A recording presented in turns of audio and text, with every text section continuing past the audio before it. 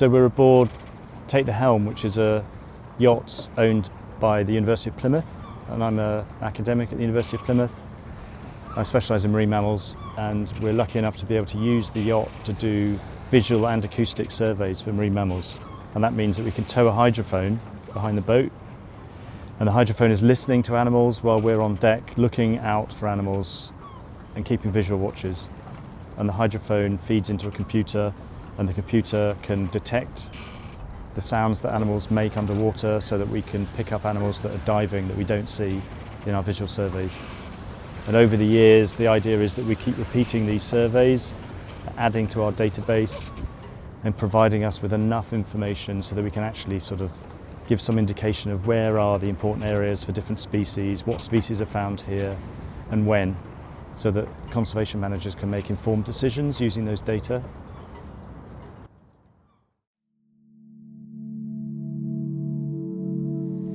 It's June 2025 and we are a group of people from Dorset Wildlife Trust and Plymouth University on a voyage of discovery along the south coast from Plymouth to Sussex. We all have one thing in common, a love of the ocean and a deep desire to protect it. We are learning the ropes, how to record, how to sight animals by looking at ripples on the ocean surface, bubbles of white foam. How to identify dorsal fins barely visible in a sea of blue peaks and troughs.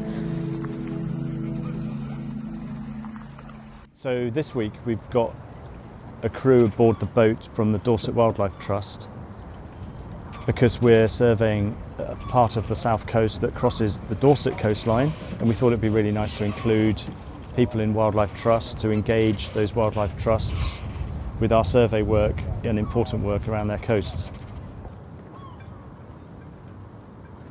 Normally, the boat is crewed by students from the University of Plymouth, and it gives them a great experiential opportunity to actually learn about survey methods, living on a boat, working as a team, sleeping on the boat. So we come in at night and anchor, or we moor up, and the students have to take turns cooking. So it's a really communal effort, and it's really good for team building. Hi, my name is Emily and I'm a marine biology and coastal ecology student at the University of Plymouth. Currently I'm on placement with the uni's Marine Vertebrate Research Group. I was on board Take The Helm this past week, one of our research boats at the uni, along with the Dorset Wildlife Trust, carrying out a marine mammal survey along the south coast of the UK. This survey is vital in keeping track of marine mammal population structures, their distribution and abundance, and impacts of noise pollution. As someone with no previous sailing experience, I was a bit nervous and apprehensive about this trip, but throughout the trip I was taught how to sail and other various relevant skills that I am sure will be put to use in my future endeavours. In the lecture theatres we teach about marine mammal diversity and survey methods, but this gives us an opportunity to teach the students actually hands-on, on the water, how to collect this important data, and hopefully inspire them to pursue marine mammal conservation for their careers or consider it. So the whole of the coast, all the way from the Isles of Scilly to Beachy Head, have been designated as an important marine mammal area as part of an IUCN initiative that's a global initiative to identify important areas for marine mammals around the world to try and inform conservation. And what we're doing is doing surveys throughout that entire area to try and provide useful data on the distribution and species of marine mammal that live here. And we do these surveys every summer.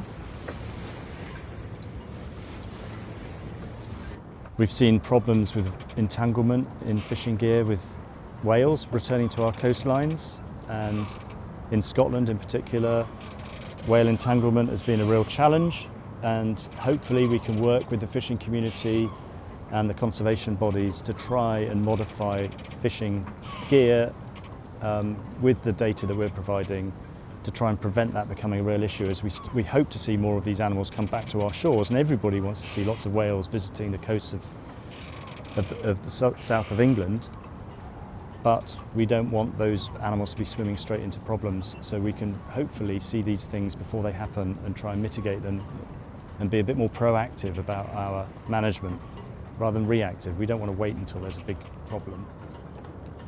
Over the last few decades, there's been massive advances in our protection of the seas.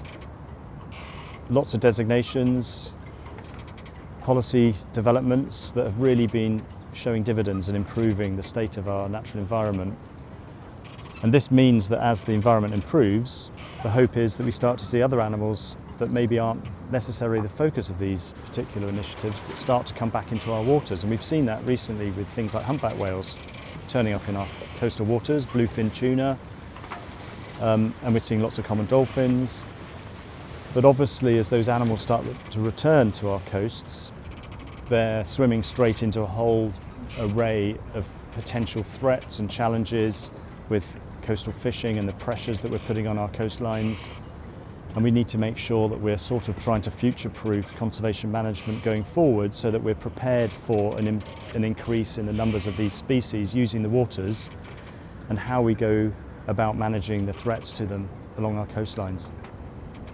What we don't want is things like marine mammals to return to our waters and actually end up victims of the success of conservation by swimming straight into a whole bunch of different problems that maybe have arisen over the last few decades that weren't there 50 years ago that they're suddenly exposed to. Some of the species that live in our coastal waters have got special legal protection and require special measures of protection and designations. But with conservation designations, the statutory conservation bodies really want evidence. They want evidence to support those decisions. And one of the motivations for doing these surveys is to provide that evidence base. So we can say, well, look, here's the evidence that we've collected. How can this help you with your management decisions?